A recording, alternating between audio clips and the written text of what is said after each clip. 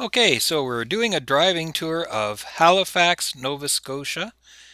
It's August the 15th, and this is on our day in Halifax. We're driving on Yonge Avenue. We just went by Oland Castle. It was owned by the people who made Oland beer, and they constructed their home in this ritzy section of Halifax. See all the beautiful boulevard, the nice homes. These are all $1 million plus homes, very expensive for Halifax. Up here on the right, you can see this home is the highest assessed home on the right here in Halifax. It was built by a financial businessman. He tore down what was here before and built his dream home.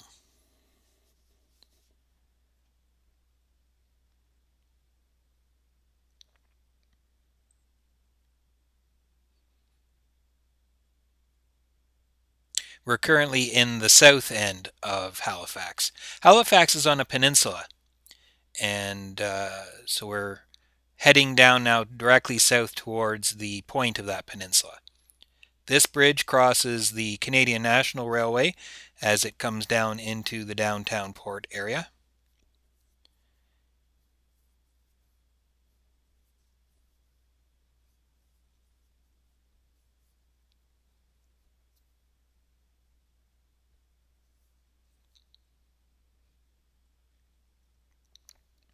The end of the peninsula is a large park called Point Pleasant Park. It's directly ahead of us here, and we're going to take a left turn and head down towards an area where you can view the mouth of the harbor. It's approximately 200 acres. There's trails, ruins of military establishments that were built here to protect the harbor. Halifax has a very important, deep, well-protected harbor. You'll see it a number of times, and it's a very important part of why Halifax is has been developed over the years. Halifax is on the 44th parallel. It's the same latitude as Great Britain. You can see the mouth of the harbor directly ahead. That's the open Atlantic Ocean. Directly out there. And there were battlements on both sides, and there were also nets put across the mouth of the harbor during the First World and Second World Wars to protect against submarine invasion. Halifax is still an important port. We're going to go through the first of two container shipping areas. You'll see all the containers here. The container ships come into this port, and there's another one further on. You'll see it during our tour. There are also grain elevators in this end of the port of Halifax, and a flour mill as well. You can see container cranes here, and right after we go through this stop sign, you'll see directly ahead of us, actually, right now, a container ship, which is not being worked yet, but it's there ready to be loaded. These long bridge-like structures you can see in the distance ahead of us, this is to carry products like grain and flour and such to the ships and off of the ships. Grain is not as important a commodity here as it has been in years past. Most of the grain in Canada is now shipped through the western ports, not the ports here on the east coast.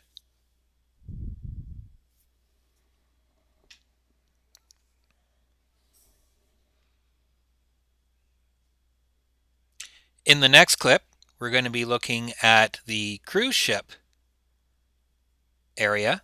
This is where the cruise ships dock. You can see straight ahead of us a cruise ship is at the dock, the MS Mazdam, which we saw in Quebec City as well. It's part of the Holland America line. On our right-hand side is a center that is named after the Cunard lines. Samuel Cunard was a native of Halifax. And directly ahead of us right now, the red brick building, is Pier 21, the Canadian Immigration Museum. Sort of the equivalent of Ellis Island in New York. This brown brick building here on our right is an annex to the immigration area. It's currently being used, I think, for studios and things, but it was where many of the immigrants were processed. And then they would cross the road here, and on the left-hand side, the brick building that you could see is, well, one of them is our hotel, and directly attached to it is the train station. And the people would board the train here after coming across on the ships, and they would head to central and western Canada.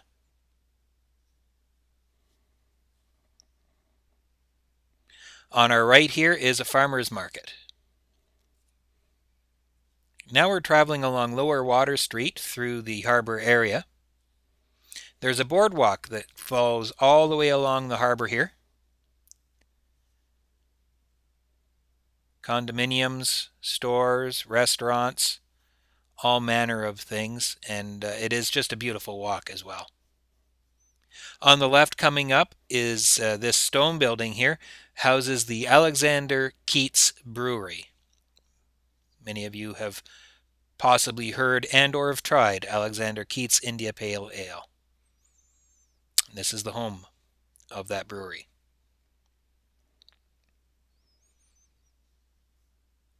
We're here just for the start of a beach volleyball competition. I believe it's sort of like the World Cup of beach volleyball.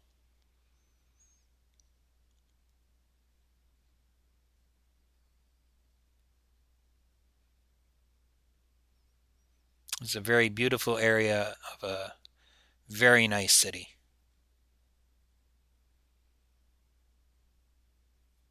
Last time I was down here, Halifax was the place where I got to spend a whole day to myself. My 24 hours off was here, and I had a good time. One of the places that I visited is coming up here on our right. This is the Marine Museum of the Atlantic. And one of the great displays that's inside this museum is they have a very nice display on the Titanic. This is the closest major port to where the Titanic sank, and a number of the bodies of the victims were brought here and are buried here. And you'll see the cemetery that holds the most of the victims in one spot. We visit it later in the tour. The other thing that's in there is a very good explanation and display on the Halifax explosion. On the right here is the Dartmouth Ferry Terminal. There are two bridges that link Halifax and Dartmouth on the other side of the harbor, and there are also two ferries that people can take as well.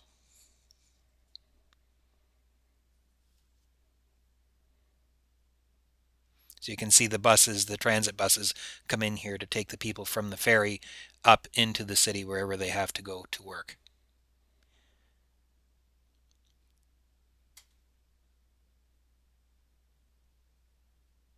And we're headed into the area that contains the historic properties,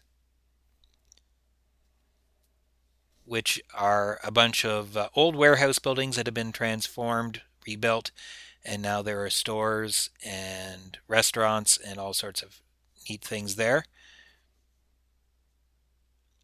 Up ahead here on the right, you see Purdy's Wharf, and just behind that is the Halifax Casino.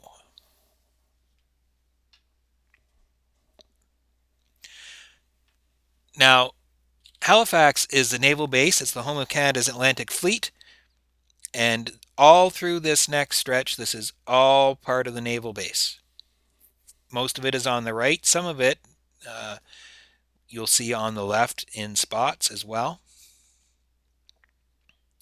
The naval base is Halifax's largest single employer.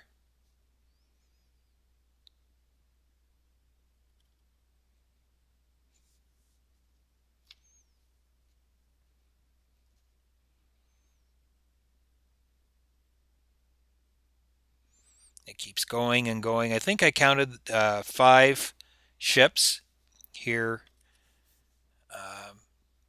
docked at the naval base right now when we were here. There's also a Coast Guard base here further up in the basin. The homes on the left, many of them would be people who are stationed as part of this base. The bridge you can see in the distance is the McDonald Bridge. This bridge is basically for cars only, and I believe they do allow transit buses on that bridge, but coaches are not allowed. That is one of the bridges that goes across to Dartmouth.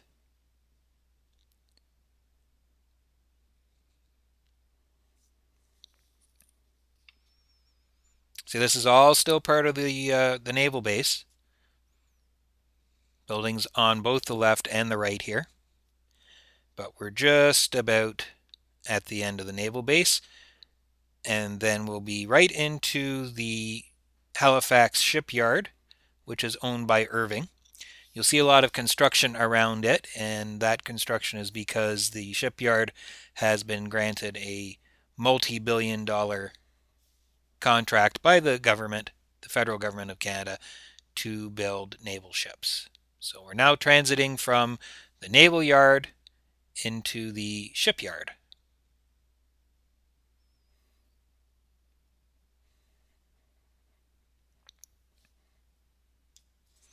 In the shipyard, one of the things that you'll be able to see is the dry dock facility, and in the dry dock right now is the Blue Puttees, which is the Maritime Atlantic Newfoundland ferry that ran aground on July 31st.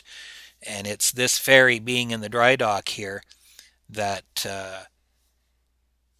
caused our trip to be changed around in schedule somewhat. And it means that we have to travel both to Newfoundland and from Newfoundland on the Port aux Basques route, which means that the group has to travel to St. John's and back from St. John's by road.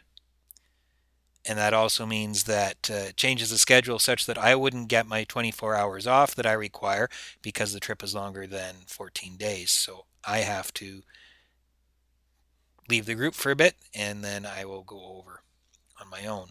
This area up ahead here, you just saw those striped stacks on the far side. That is a power plant, but it's a good marker of the point where the Halifax explosion originated. Basically what was going on is the area straight ahead of us in the harbor opens up after this narrow section into the Bedford Basin, and they used to put together convoys during the wars here. And so there were 2 ships. One was heading out of the basin. It was a Norwegian ship named the IMO, and another ship heading into the basin, which was a French ship named the Mont Blanc, and it was loaded with high explosives. And the 2 ships collided, resulting in the largest explosion in the world that was not of a nuclear nature. In other words, it is the only explosion in the world that has been bigger has been a nuclear explosion. It happened on December 6th of 1917.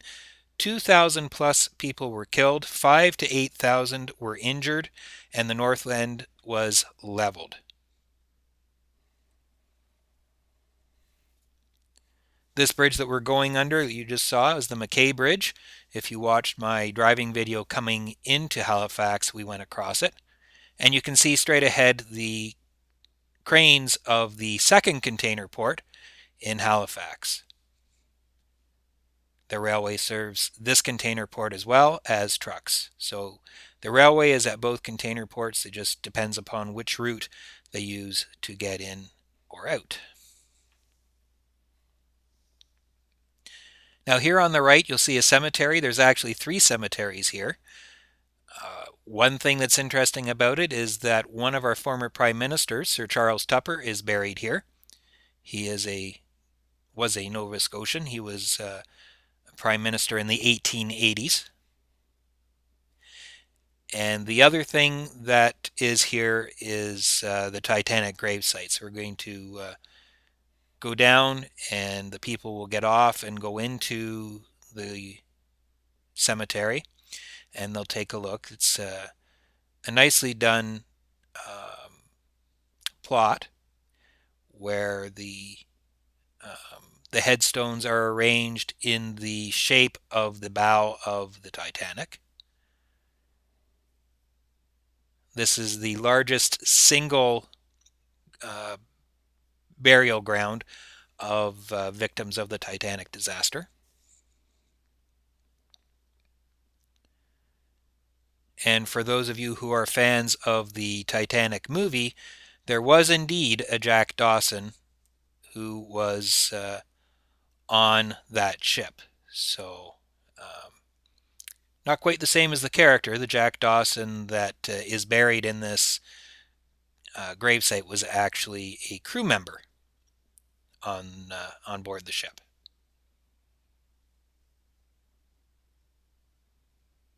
It's not a very long walk in here. There are a number of spots here for tour buses to park. It's a very popular stop on these tours of Halifax.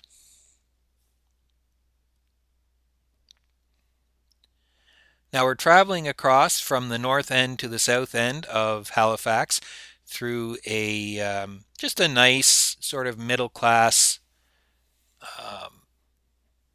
neighborhood. I'll give you a little bit of background. Halifax is the capital of Nova Scotia.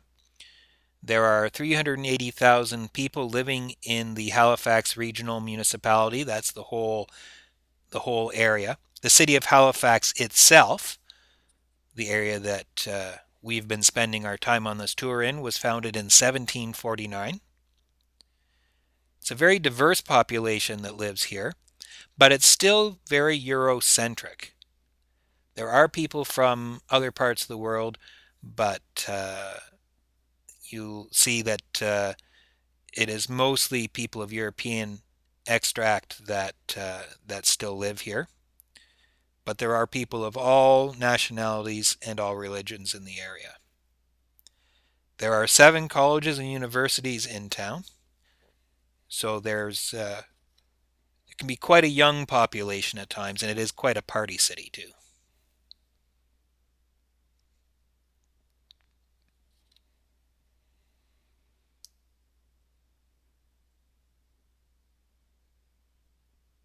We're on our way to visit the public gardens. The people will have a chance to get off the bus, stretch their legs, and go for about a 20-minute walk in the public gardens here in just a few minutes. We're just passing through the Quinpool Road commercial area. And on the left here is Canadian Tire. If you're an American and you're watching this and you're wondering what Canadian Tire is, it's the greatest store ever. You can get almost anything you need in Canadian Tire, whether it's car parts or camping gear or outdoor gear or any of a number of things. Canadian Tire is a great place. I know many Americans who have been to Canada and found out about Canadian Tire have wondered why there is nothing in the United States like it.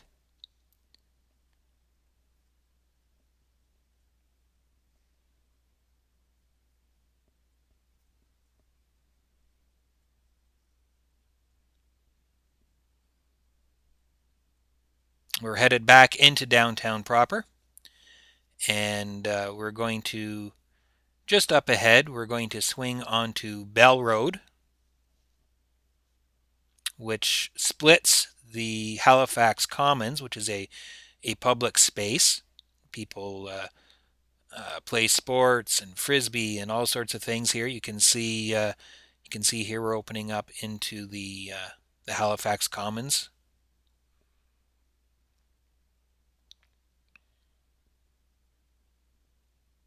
On the right, you see there's a hospital.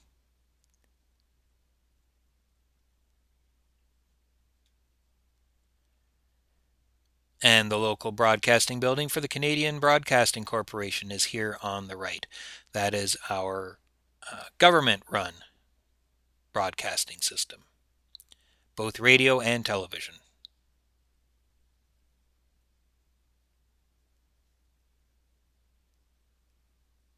Each major city has studios for the CBC.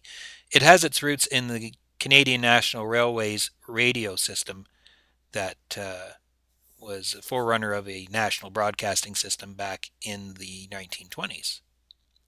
Here on the left, we're going by Citadel High School. It's the major high school of Halifax, with a student population planned for about 1,400 people.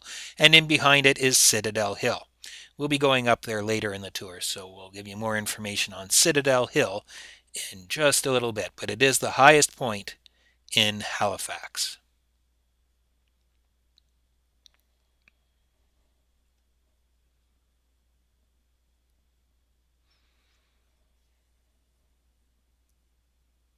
So this road that we're about to cross here, this is Sackville Road. And on our right now, we're going by the public gardens. We're going to go and drop the group off in just a couple of minutes for their walk. I drop them off on one side of the park and then I drive over and pick them up at the other end. But the public gardens is a Victorian era formal garden. It was established originally in 1867 and it's a National Historic Site of Canada since I believe about 1984. And it's 16 acres of formally designed Victorian style gardens. Okay, so we're done that visit and we're headed up to the top of Citadel Hill. The group is not going into the Citadel. It is a Parks Canada site that you can go into and explore. But we're just going to go up there and take a drive around. We can drive all the way around the Citadel and take a look at the city. The Citadel Citadel Hill has had 4 forts on it over the years. The first one was built in 1749. It has never been attacked, but has been a very important fortification in the defense of Halifax and Halifax's important harbor.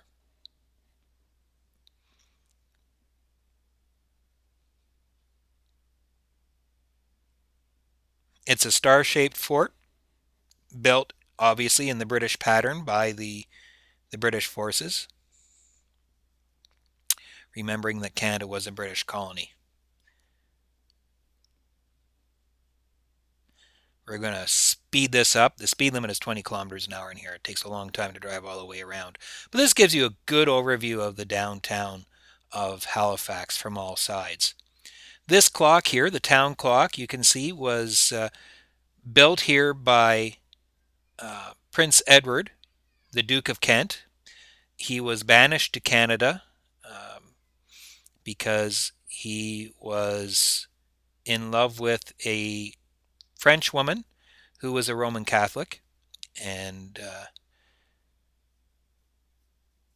British royalty cannot, as heads of the Anglican Church, cannot marry Roman Catholics. So he lived in Canada for a number of years, but eventually, when his father was sick, the king in England, he had to return to England and marry a proper Anglican English lady, and eventually became king and was the father of Queen Victoria.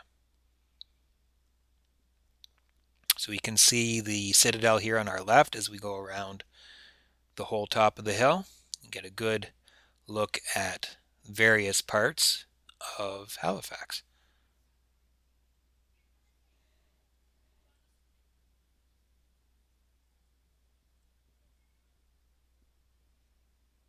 You can see the Citadel High School down there.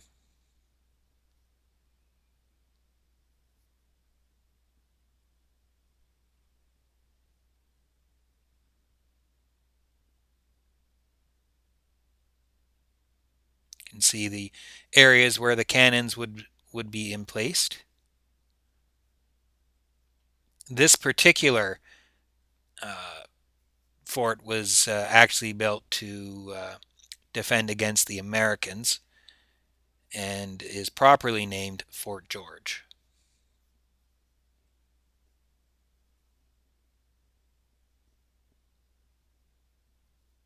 There is also a Fort George in Ontario, which was also built to fight against the Americans in the War of 1812. Well, we've been all the way around, so we're going to head back out.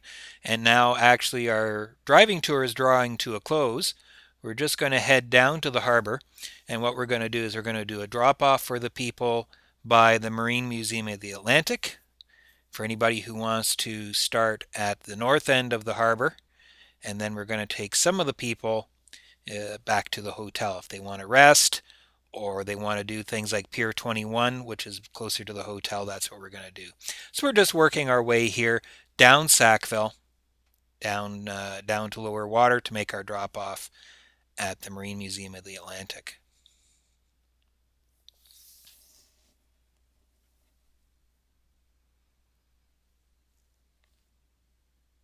Halifax is a business center in the Maritimes. Um, but tourism also plays a very, very important role in Halifax's economy. So we've got the port, we've got the naval base, we've got a number of businesses who are headquartered here.